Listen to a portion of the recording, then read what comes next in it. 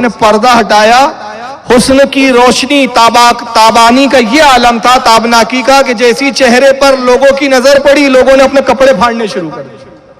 قسم خدا کی ایسا حسین چہرہ ہم نے نہیں دیکھا، ہم شبیہ رسول اللہ تھے۔ پھر علماء نے اصرار کیا کہ آپ وہ حدیث بیان کریں جس کے سارے راوی آپ کے جد قریب ہوں، یعنی جس کے سارے راوی کون ہو؟ آپ ہی کے خاندان کے لوگ ہوں، اس میں کوئی راوی ایسا نہ آیا ہو جو غیر اہل بیت سے ہو۔ جب اصرار ہوا تو حضرت امام علی رضا نے حدیث بیان شروع کی۔ اب میں سند پڑھ رہا ہوں جو حدیث ہے، پھر کہاں کا یہ کتابوں میں آئی، حوالے بعد میں دیے جائیں گے۔ امام علی رضا کہتے ہیں ہم نے حدیث سنی اپنے والد سے۔ کس سے؟ والد سے مراد یہاں موسیٰ کاظم سے۔ انہوں نے سنا جعفر ابن محمد اپنے والد سے، حضرت امام جعفر نے اپنے والد سے سنا یعنی امام باقر سے، امام باقر نے سنا علی بن حسین یعنی امام زین العابدین سے، اور حضرت امام زین العابدین نے اپنے والد سے سنا امام حسین سے، اور حضرت امام حسین نے سنا علی بن ابی طالب سے، اور حضرت علی کہتے ہیں کہ میں نے سنا اللہ کے رسول صلی اللہ تعالی علیہ وسلم سے۔ اللہ کے نبی فرماتے ہیں میں نے سنا جبریل سے، جبریل کہتے ہیں میں نے سنا اللہ رب العزت سے۔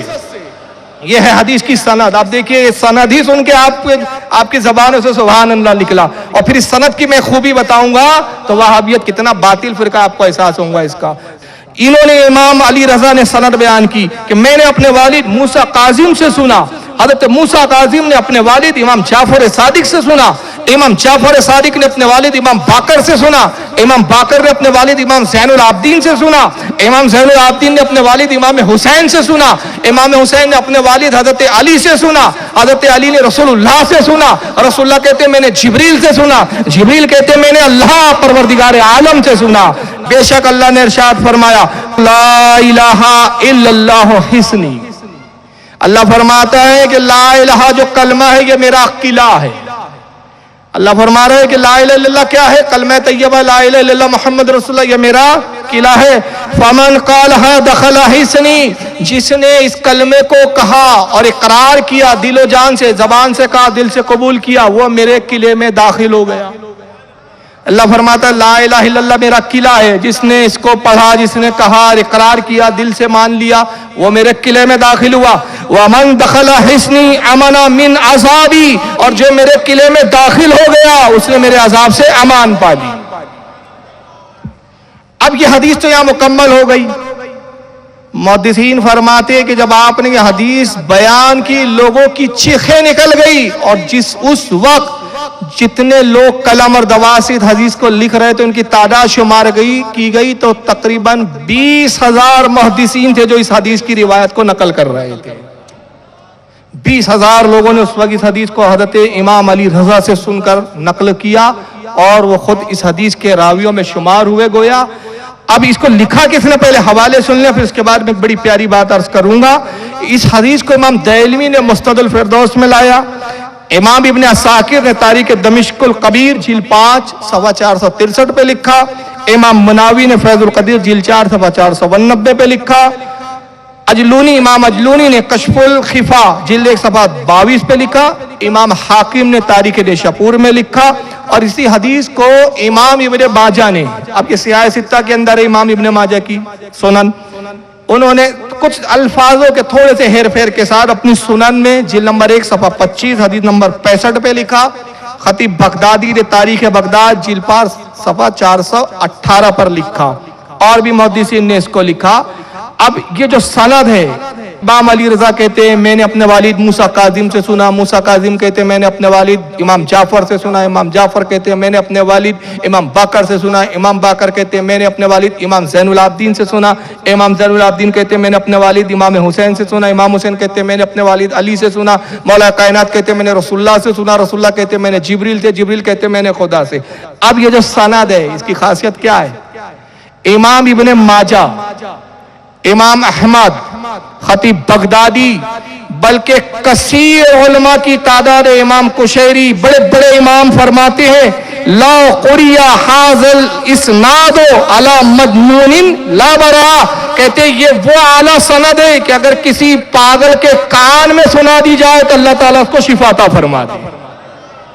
صرف یہ سند اگر اس کے کان میں پڑھ دی جائے تو اللہ تعالیٰ اس کو پاگل پن سے نجات عطا فرما دے۔ پتہ چلا کہ یہ ناموں کی برکت یہ ہے کہ کس کے کانوں میں پہنچ جائے اور وہ محبت سے سن لے، جنون دور ہو جائے، اور جو ان ناموں سے نفرت کرے اچھا ہو تو پاگل ہو جائے۔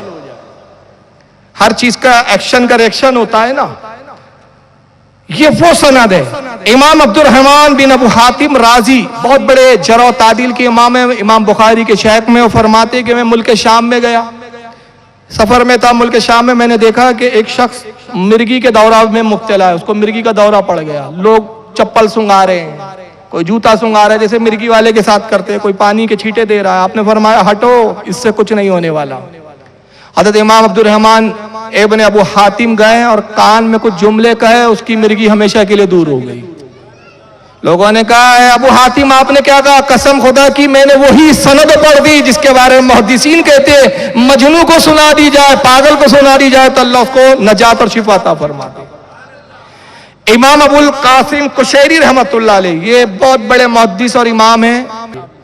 امام قشیری رحمۃ اللہ علیہ فرماتے ہیں کہ وہ محدثین جنہوں نے اس حدیث کو خود اپنے کانوں سے حضرت امام علی رضا سے سنا تھا، جب ان کا انتقال ہوا تو بعض محدثین نے یہ وصیت کی کہ اس سند کو آب زر سے لکھا جائے۔ آب زر سمجھتا ہے نا، سونے کے پانی سے، سونے کے پانی سے لکھو اور جب ہم مر جائیں تو کفن میں ہمارے ساتھ رکھ دینا۔ اس سے پتا چلا کہ سجرہ رکھنا یہ بزرگوں کی سنت ہے، اس لیے قبر میں سجرے میں کیا ہوتا ہے؟ بزرگوں کے نام ہی تو ہوتے ہیں نا۔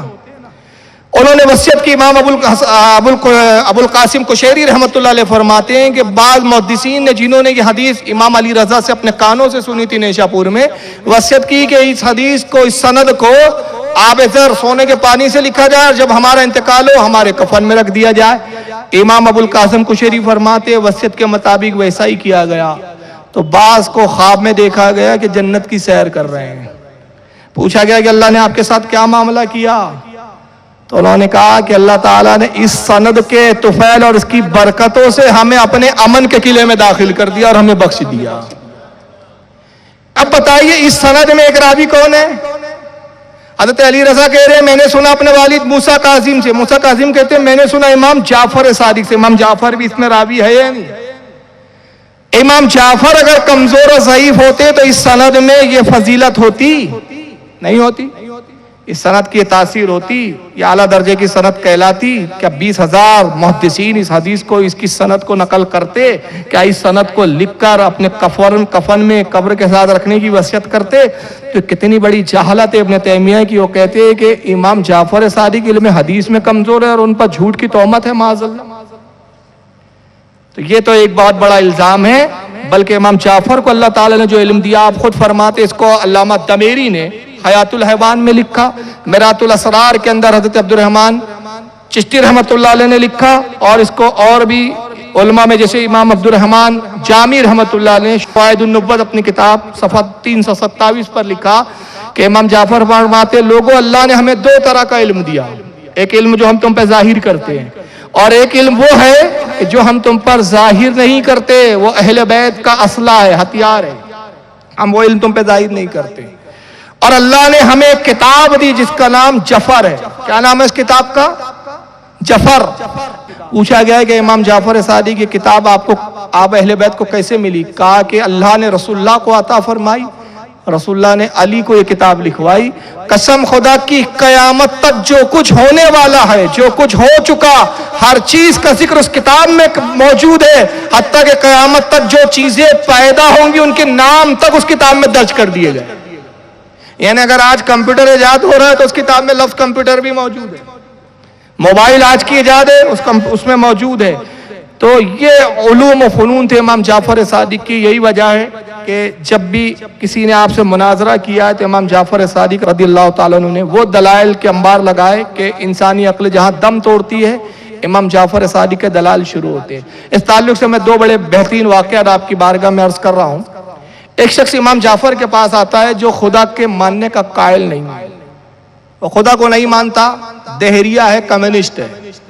آنے کے بعد کہتا ہے کہ جعفر صادق آپ اللہ پہ یقین رکھتے ہیں؟ آپ نے کہا بے شک، ساری کائنات کا چلانے والا پروردگار ہے۔